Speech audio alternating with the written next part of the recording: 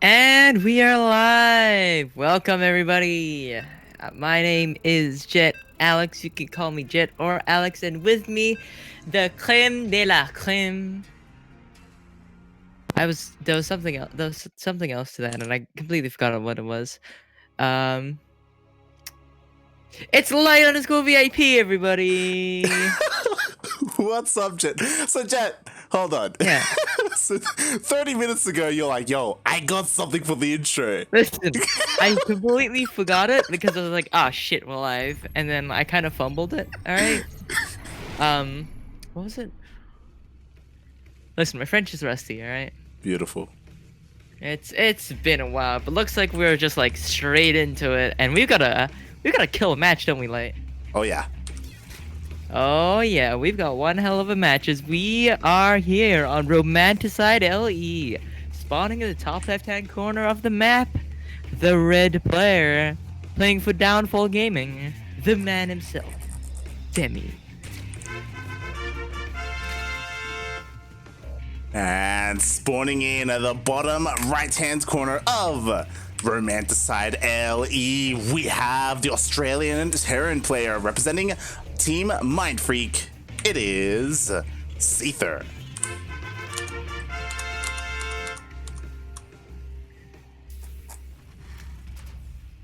all these round one matchups, dude. Like, I know. the hell? We have Demi Seather, we have Azure Starduck, right? We've got Pez Ender. Like, this is what a bracket. I know, right? I was so torn because like we're big fans of Starduck here, and he keeps talking about how his PvT matchup is like his best matchup and he never gets to play Terran, and then round one he gets a Terran and it's Azure, and fun fact, yesterday they hit each other on the ladder and Starduck beat Azure, and I'm like, which is insane because Azure is an established pro that's been around the scene for like years at this point. And Starduck is just like some ladder hero that's kind of been killing it lately. Which is crazy because like he only started playing in tournaments last year, and he was like what, Diamond, Platinum last year? Yeah, he's he just started SEA-OCE round. Yeah, and suddenly he's like possibly GM at the end of this year or this season.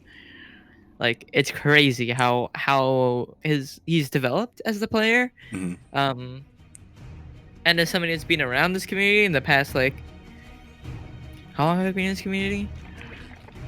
Like maybe start of 2020, maybe around something like that. Yeah, almost a year at this point. I've been here for like 9 months, and I've like watched Starduck grow. My mic is clipping according to my interface. I'm gonna turn that down a bit. I've watched him like grow and nurture into this like insane Protoss player. Oh, yeah, definitely. So it was hard to pick and choose the first round matches. Of course, yeah. I felt obligated to go for this one because they're not just two heavy hitters, but one of these guys like runs the tournament. So yeah, he's kind of like the sponsor or something. The man himself, the man, the myth, the shark. Yeah. Demi. So that's interesting. And then we got Pizza Man Seither. Is that what he's gonna be known as now? The Pizza Man? Listen, I like pizza. I'm gonna call him the Pizza Man. We still haven't seen the pictures, by the way. Hasn't happened. We haven't seen the pizza pictures. Seither, if you're watching this, where are my pizza pics? God damn it. So hopefully we get them later on today. Again, this is a really weird time for our scene, for our region, because we just had the ANZ Champ qualifiers, and ANZ Champs itself is in a couple of days. It's starting this Friday. Yeah, it's really tight. It's a really packed schedule for both, like, you know, you lot with the handling the casting of all these Oceanic events as one of the big casting team of Oceanic events, as well as the players. Like, it's a really packed schedule with how soon winter has been. Winter ANZ Champs and qualifiers have been. Like, it's crazy. It's yeah, it's insanely like compact. Everything's just hitting us at once. And I mean, shout out to Demi, like, you know, he was thinking about like maybe just not having Demi SEA Weekly this week because of ANZ chance, but in the end it's like, you know, not everyone qualified, like there's still something for everyone. And players like Seither, they're not playing this weekend. Like he's seeded straight into the main event, which is still in like another 2 weeks.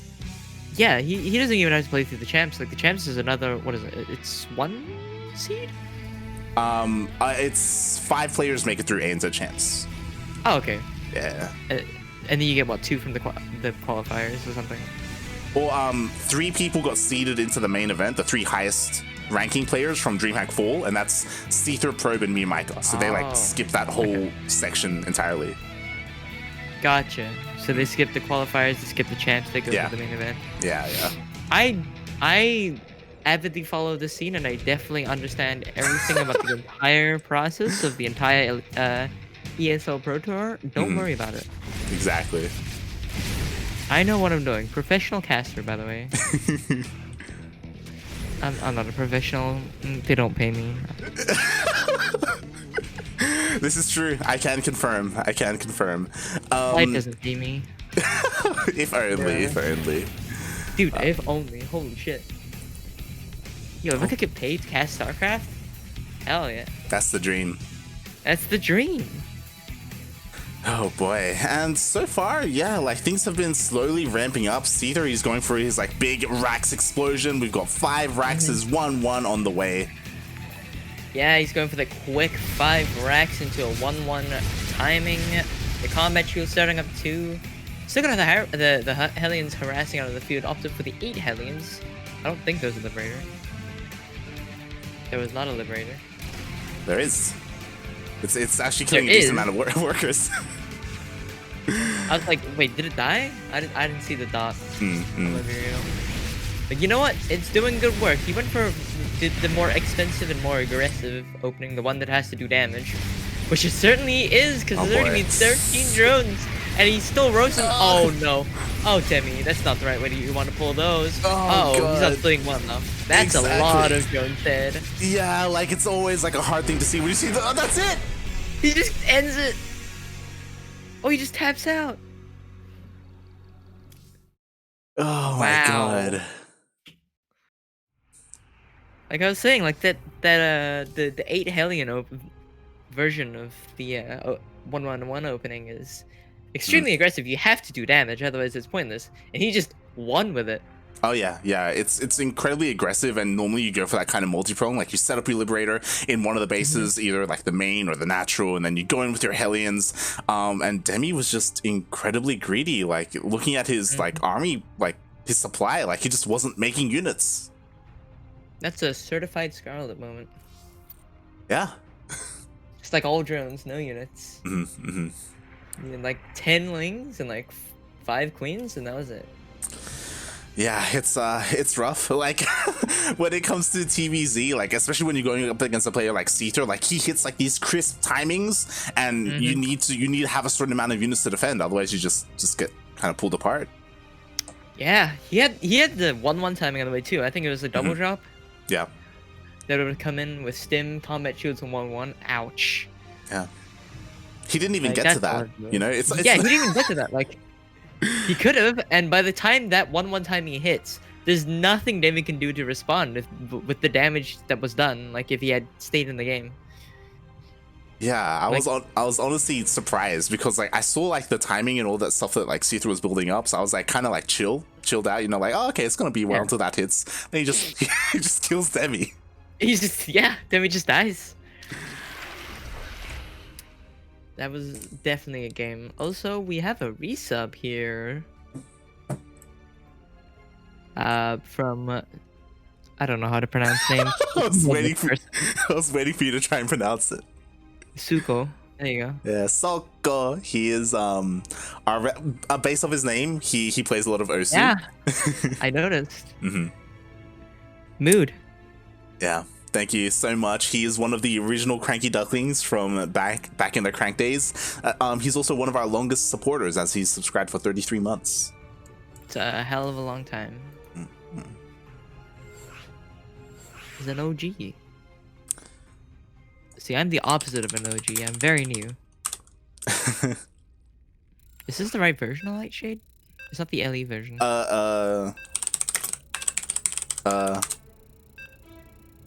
Well. You have ref? You don't have ref. I don't have ref. I can't speak to them in game. This is good. This is fine. It's fine. It's fine. I mean, the map can't be that different, right? I think this is a beta test version of the map. This is I think this is a pre-release version. I don't think this is the latter edition. Sorry, the LE edition. Mm-hmm. You know what? You know what? Until the players notice something's wrong, it's fine. All right. Spawning in the bottom right-hand corner of Lightshade. M. M, Lightshade. I don't know what that M is meant to mean. Map Lightshade. There you go. Oh. We have this is definitely like a different version because there was no description and like the map creator's name was just it was just the actual map creator. There wasn't like anything else, like no description or anything like that. So hopefully it's not different. But anyways, in the bottom right hand corner, we have playing for Downfall Gaming, coming from the land of India, the organizer of this event, the shark himself. It is Demi.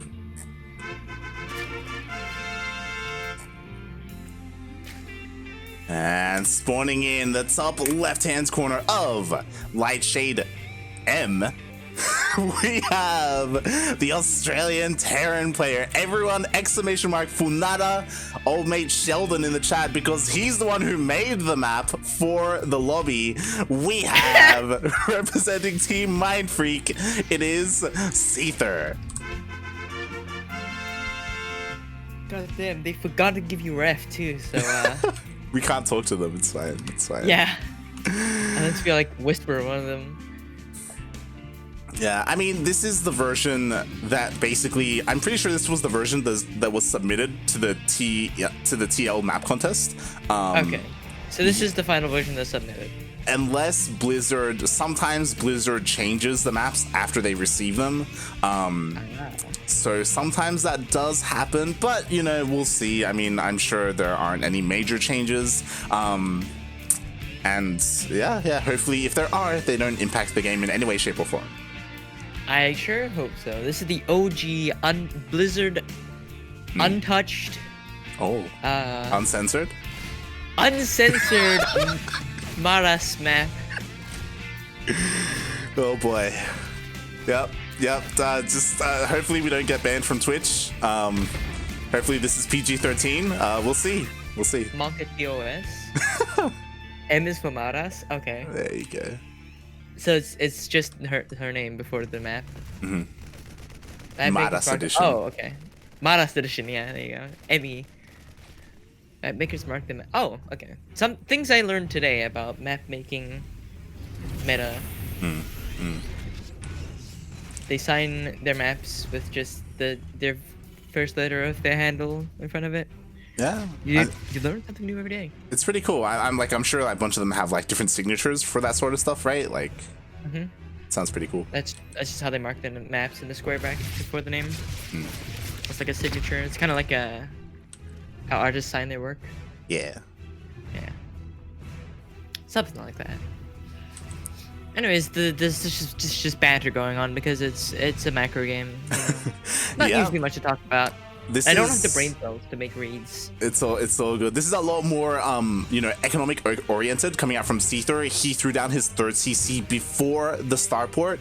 So we went 1-1 CC then 1. So yeah, pretty greedy. Oh god. He's making it happen. No. Okay, so we had a pretty short game in game 1. This could be a little bit longer. Yeah, I mean, if he's making it happen and he goes for a fast 3 CC, like that's an Inno opening. Like you see Inno do that opening a lot. It's one of like the openings that at least for me as a I'd say average level player and observer of the game, and average level analyzer. Analyst? Nope, not that. Monka TOS once again. Good. As a diamond player with a diamond understanding of the game, and a caster, and a play-by-play caster, I went on a tangent there, and I kind of lost. I was about to say, where are you going with this? It feels like you're getting lost somewhere. I don't know where. Innovation style opening. It's very greedy, but very strong. It can hit hard. It's like how Zerg opens, but it's Terran, right? Super heavy eco. Like he's gone for the 3 orbitals too. Oh yeah, definitely. And here we go. We have a Hellion Dropper coming out. We have a Blue Flame on the way and an Armory on the way. So this could all kind of line up with eventually all these Hellions turning into Hellbats. I think that Ling might have seen something. There was a Ling that got into the front door. I don't think got into the main, but yeah. Probably saw enough. All right, here we go. Here it comes. All right, he's ready to get Lings in position. He knows what is coming. Here we go. He's going for the crush. Blue Flame hasn't finished yet, so this is hitting. This is not meant to time with it, but he should be getting the Armory finished by the time the Hellbats come out. Demi, I believe, has read this correctly. Oh, these main links. Nice connections. Gonna take out 3 of those Hellions. Meanwhile, on the main, this medevac might go down. Nope, it's gonna get out of there. Damn. Minor miscontrol. Oh, more Hellions in the front. This is just like a 3-way attack here from Seither. We get a few drones. Yeah, it was a little bit mistimed, as you said, like an anti-timing, because like 2 of the big like Hellion clumps got taken out before the Armory and like Blue Flame finished. Like it was all lining up and it just finished as, you know, everything was cleaned up. Like Demi, he held. Yeah, like looking at the production tab, I was like, yeah, okay, so he's gonna hit with the drop when Armory and Blue Flame finish. He's gonna drop in, transform into Hellbats and go, right? Korean barbecue style build. But he dropped in too early. Like the 3 prongs hit, but there was just, it didn't have the oomph that it needed. Yeah, you hate it when it happens. You know, Shelly just, you know, coming in a little bit too early and Demi, he was... No hands. Exactly. Demi, he was perfectly fine. Something that was really interesting is that as all that was happening, double engineering bays were thrown down, and we see like double eBay and 4 racks going down. He's making the switch happen. Oh my god, that is a build.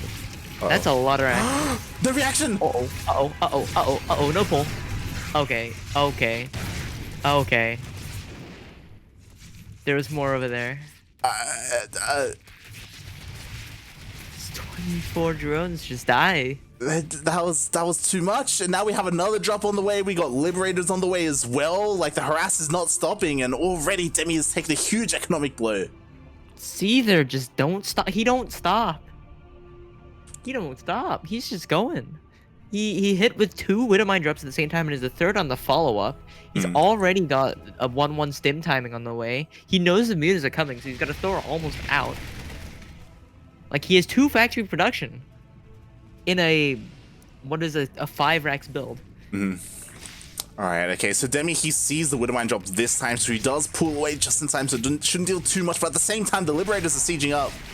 Yeah, using this high ground in the main base. Fortunately, there are queens in position, so it's not going to get as much damage done as it did last game, but still, there is still... Oh! The connection. There is still a significant amount of damage that's been done to Demi. It's going to be very hard for him to catch up. He's behind by 10 workers. Yeah, 10 workers, and again, Seither, he's just completely switching things up. I love it. Like, you don't see it too often, but yeah, like the Blue Flame into mass bio style, and like he's got his 4th. Like there's nothing really to stop it from going down. Yeah, it's definitely not a style I've seen very often. Honestly, I can't think of the last time I've seen a style like this. It's aggressive. It's constantly changing. It's like boxers, you know, they gotta like feint to the left and the right, you know. That's Seither right now. He's a boxer. He's just feinting, and he's just like, ooh, I'm gonna hit you here. No, I'm gonna hit you here. Oh, bam! Here comes the stim. You know. Yeah. great. It's very interesting to watch. Yeah, like he's a very aggressive Terran player, and there's a reason why like everyone loves to watch him. There's a reason why he's considered the best Terran in Australia, in the region. And Demi, he's playing, you know, his own game. Like, this is what Demi does. He goes Ling Bane, of course, with the heavy muters. But is that going to work against, you know, defensive Widowmines, against tanks, against Marines? It's going to be hard, but it is Demi. It is Demi, but also this 8, he's on 8 racks. Like, he's reached the point in the game when he's like, all right, 8 barracks, I'm just going to hold down the Marine key. I'm just gonna pump him out, you know. And he sure has. Like he's maxed out. Yep. He's a maxed out Terran. Oh god, you never want to see it. A maxed out Terran against Demi, who's down by 30 army supplies. Seither, he's split up, already hitting the north and south at the same time, and I mean, yeah. He's got this like 2-prong push, the kind of thing that we see. It's pretty much the standard sort of drops heavy style you see, where you have 2 separate armies split up. All right, he's gonna be trying to dive up the doors. Oh, but that is 2 Widowmine connect and a Thor splash, and GG is called. Seither with a dominating 2-0 win. Jesus. In the blink of an eye, just every single muta evaporated. Oh my god. Dude, you know that game that I was playing earlier? It looked like that.